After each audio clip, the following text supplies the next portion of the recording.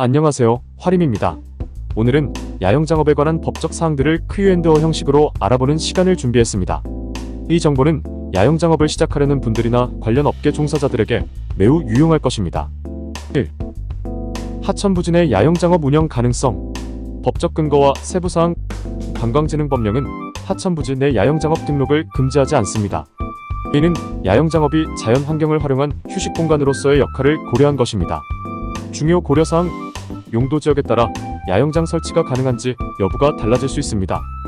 예를 들어 하천 인근 지역이 환경보호구역으로 지정되어 있다면 추가적인 환경영향평가가 필요할 수 있습니다. 안전요건과 결론. 침수, 유실, 고립, 산사태, 낙석의 우려가 없는 안전한 곳에 위치해야 하며 이는 야영객들의 안전을 최우선으로 고려한 조치입니다.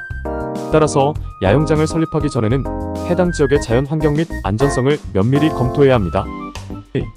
글램핑 시설에서의 600W 이상 전기 사용. 규정 상세.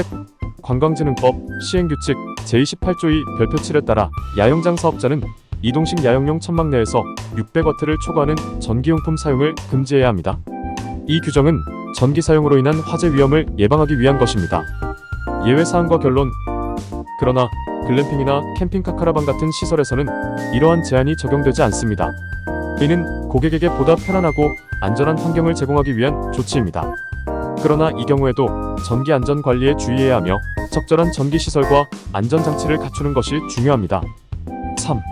야영용 트레일러 카라반의 자동차 등록 여부.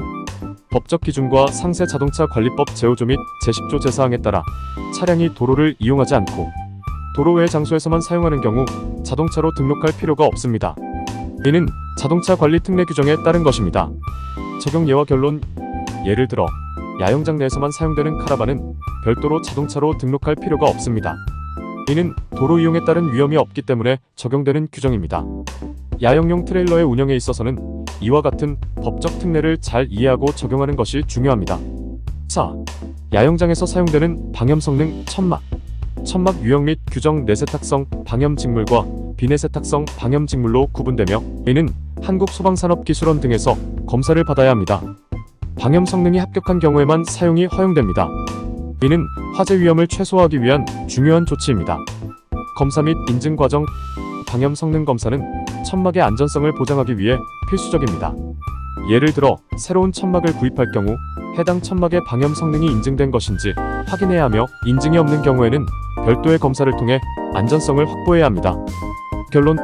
따라서 야영장을 운영할 때는 천막의 방염 성능에 주의를 기울이고 정기적으로 검사를 받아야 합니다. 이는 야영객들의 안전을 보장하고 운영상의 리스크를 줄이는 데 도움이 됩니다.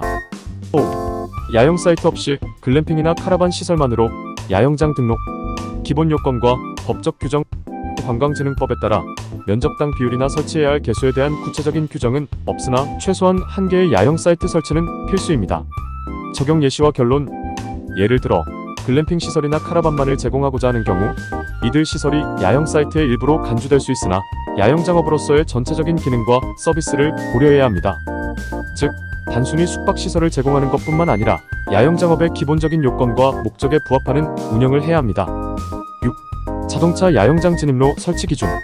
법정 요건. 야영장 입구까지 최소 1차선 이상의 차로를 확보하는 것이 필요합니다. 이는 관광진흥법 시행령 별표 1에 명시되어 있습니다. 예외사항. 야영장 위치나 특성에 따라 일반적인 진입도로 규정 적용이 어려울 경우 법령의 범위 내에서 도시계획위원회 심의를 통해 진입로 설치 기준을 완화 적용할 수 있습니다. 결론. 야영장을 설립할 때는 진입로의 안전성과 접근성을 확보하는 것이 중요합니다. 이는 야영객들의 편의를 증진시키고 긴급 상황 시 신속한 대응을 가능하게 합니다. 7. 야영장업 등록 특례 기준. 특례 요건. 해수욕장 또는 유원지에서 4개월 이내의 기간 동안 야영장업을 운영하는 경우 토지 형질을 변경하지 않고 단기간 운영하는 경우에 등록이 가능합니다. 적용 예시는 주로 여름철 해수욕장이나 유원지에서의 시즌별 운영을 위한 조치로 화장실 등 기본적인 시설을 갖추지 않고도 인근 공공시설의 이용이 가능하다면 등록이 허용됩니다. 결론. 단기 운영하는 야영장업에 대해서는 더 유연한 접근이 가능하며 이를 통해 지역관광 활성화에 기여할 수 있습니다.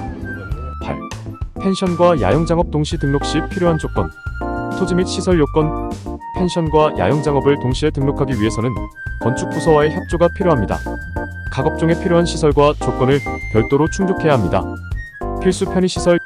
야영장업 등록 시에는 수도시설과 화장실을 필수적으로 갖춰야 합니다. 이는 펜션업의 시설물을 사용하는 조건으로 등록하는 것은 불가능합니다.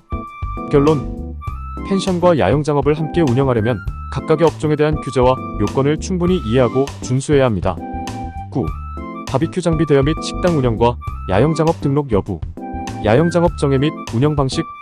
관광진흥법에 따라 야영에 적합한 시설 및 설비를 갖추고 야영 면적을 제공하는 시설이 야영장업으로 정의됩니다. 운영 방식 및 규제. 야영장 내에서 바비큐 장비 대여와 식품 판매는 야영장업의 일환으로 가능하지만 일반 식당에서의 운영은 식품위생법 등의 여러 법적 요건을 고려해야 합니다. 이는 사업의 지속 가능성을 보장하는 데 필수적입니다. 여러분의 야영장 사업이 성공적으로 운영되길 바라며 제공된 정보가 도움이 되었기를 희망합니다. 추가로 더 궁금한 점이 있다면 언제든지 댓글로 남겨주시면 답변드리겠습니다. 감사합니다.